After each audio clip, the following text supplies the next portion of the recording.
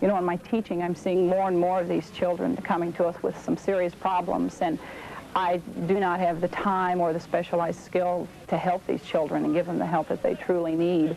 So I'm very grateful to have a social worker to rely on.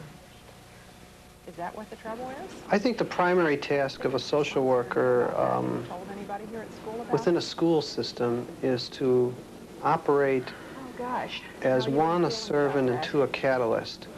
A servant first and foremost to the students and the people that we seek to serve, and secondly to the administration, teachers, and the people we try to act as a link and a bridge and an arbitrator to bring people together. Youngsters with handicaps and special learning problems are a priority for most school social workers. But we also work with kids that are in the mainstream of regular education classes who have not been identified as having any handicaps or special needs, but they do have other sorts of problems that makes it appropriate for a school social worker to see them. As a school social worker in Illinois, you must have a master's degree in social work and a Type 73 certificate from the state of Illinois. The concept of the pupil personnel service team is really a good one. In theory, what it's about is that a group of people that come from different professional backgrounds together approach a particular student situation.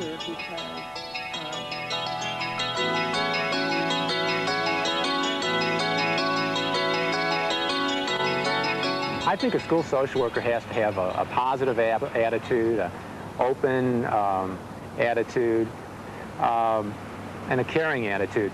But most importantly, I think a school social worker has to have the ability to bring together the resources that are available for the child in the school system and in the community.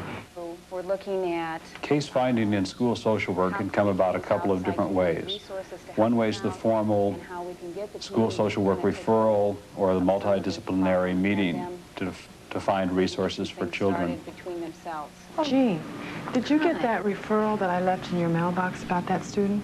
No, I haven't. Well, I really need you to check on it. This student seems to be having all kinds of distraction problems in the classroom and everything, and I think something seems like it's going on. I'd really appreciate it if you check it. Okay, so... The second way is the more informal way, and that's when a teacher stops you in the hallway as you're going out the door at the end of the day and wants to tell you about a child in their class, or a parent or a neighbor or someone from the community calls up and said, I remember that you helped my child, and our neighbor or my friend has a problem with their children or with their child, and I'd like you to get to know them and see if you can help them like you helped us. Or you can also say it's 8:45, 8:45, but the most common... One of the biggies that school social workers get involved in working with certain students is the assessment process. This is a complex process that involves the gathering of information about the student or a group of students, whichever the case may be. A specific part of the assessment is the social developmental study. This is a complete analysis or gathering of information about the student past and present. And fill you in just a little bit about Bill's home situation, and I think maybe that will help you understand some of the behavior things. Billy was adopted by his parents who had been trying for a long time to have children. And when they adopted him, they thought he was profoundly impaired. Really, we're still learning, you know, what all he can do, but I think, isn't it right, Judy, that he really functions higher than that? His verbal abilities are well within the average range, although performance skills are delayed due to the visual problems that he does have. Mm-hmm. At the multidisciplinary conference, all the professions come together to present their findings. But not only do they present findings, we respond to each other's findings. We respond to the concerns of the parents, the concerns of the teachers, and hopefully come out with a plan that not only meets the educational needs of the child, but also a plan that everyone in the conference can support. I think it's really important to get the parents involved in working out something that's coordinated between home and school. Because as a school social worker serving several elementary schools, I often talk with teachers about kids that are having problems in the classroom, and very often that leads me to talking with the youngster and sometimes with the parents as well to try and figure out what the source of the trouble is. For instance, recently, one of our 6th grade teachers came to me because he was concerned about a boy in his classroom whose grades had been slipping, who was not paying attention in class. Simple. Brian, let's pay attention, huh? I'm not telling you again. You listen up. You listening? Okay. Okay, there are two... The teacher had come down on him pretty hard on several occasions because this was a real change from Brian's prior class performance. So we discussed that, and then I met with Brian. Well, he's concerned that maybe there's something going on. You know, you got some kind of a problem that he's not aware of, and I wanted to talk to you to see if you do. Maybe you could share it with me and if I could help. Well, my parents got divorced. Oh, that's been on your mind a lot? Yeah. When did it happen? A couple weeks ago.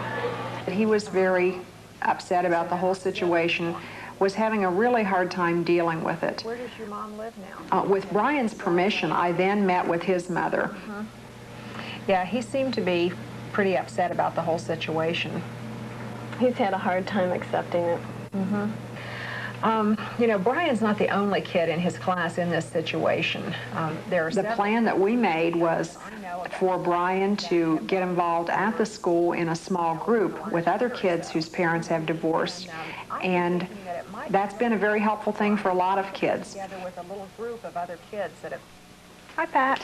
Oh, hi, Rosalind. I wanted to talk to you about Brian. Okay, good. Hope you got good news.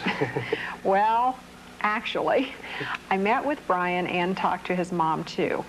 And I think a lot of what's going on with Brian right now, you may not know, but his folks just had the finalization of their divorce 2 weeks ago.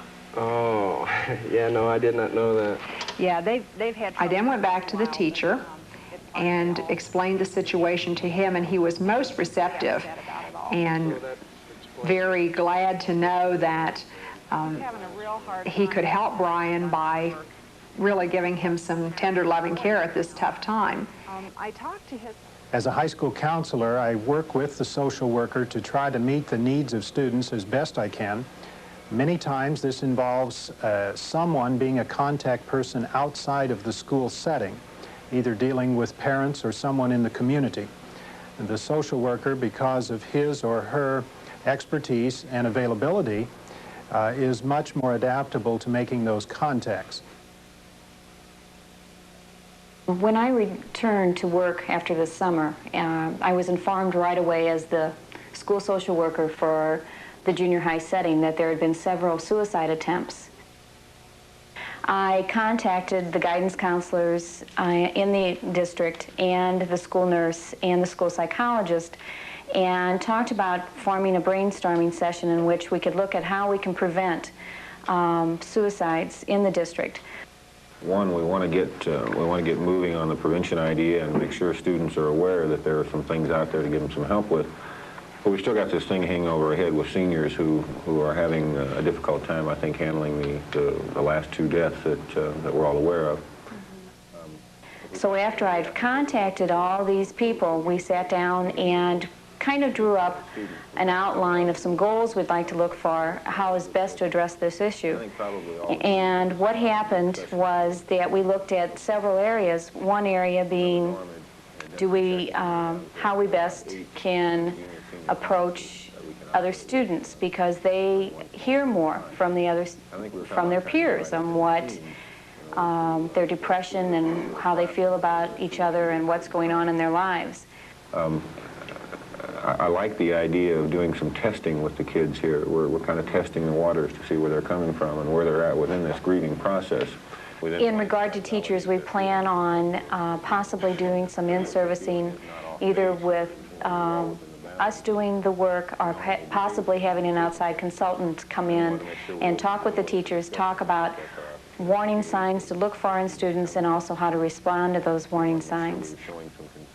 Another real important avenue that this particular committee is looking into is a community task force, trying to get the community more involved on how they can respond to students and adolescents in the community rather than just at school. I want to see that this process carries through too. And I look at myself as a liaison with the community task force, possibly not being on that task force, but being someone that can get them materials and link the community task force with agencies and knowing their expertise in that area and helping the two come together. As a school social worker, I'm not only concerned with students who have affective kind of problems, but I'm also concerned with students who are talking about or thinking about dropping out of school. We have some kids who are not able to face up to the fact that school is important, or better yet, they just want to throw in the towel and just give up. I want to drop out of school. Can't handle the teachers, the classes are too hard, and the superintendent with all his rules about you can't do this and you can't do that. And sounds like you're really angry and sort of fed up. Yeah, I am. Sometimes we find that we need to consult or refer kids out to outside agencies in order to help kids solve their problems. So we met with this person from the outside agency and talked about the options and the alternatives to dropping out of school. I'd like to tell you about a couple of our programs we have there that I think would be very important for someone in a situation like you are. We have a group that meets out of our office. It's a group of high school kids. You may know some of them, you may not. They're all your age. They're from the high schools around here. And they are students like yourself who are trying to decide whether or not they're going to stay in school. And they find a lot of comfort in having one another to say some of the very things you just said to me, to find a place where someone cares, to be able to share the experience of the difficulty. It's not easy being at school. As a result of talking with this person and with her, we came up with some options as opposed to dropping out of school. And she thanked us, and I think her ultimate goal was to keep her in school and to hook her up with some services outside of the school, which we did. I became a school social worker because of the desire to help children and to work with people and to work within the educational system, which is one of the most important resources for children today. The satisfaction that I get in working as a school social worker is the reward of knowing that I have been able to influence a positive change within a student's life or a family situation. I've been in this field for 10 years, and I've been able to see kids go from the second grade into high school, and in some situations even graduate from high school. So I get to follow them, and I get to see their progress. I get to see them develop as young adults. And that's very rewarding. School social workers are unique people. They genuinely care, and they're willing to do almost anything to help people through their crisis. When we're able to assist kids who are hurting in the school context become positive and go forward in their education, we make the world a better place, and we succeed together with them to help the school realize its own mission.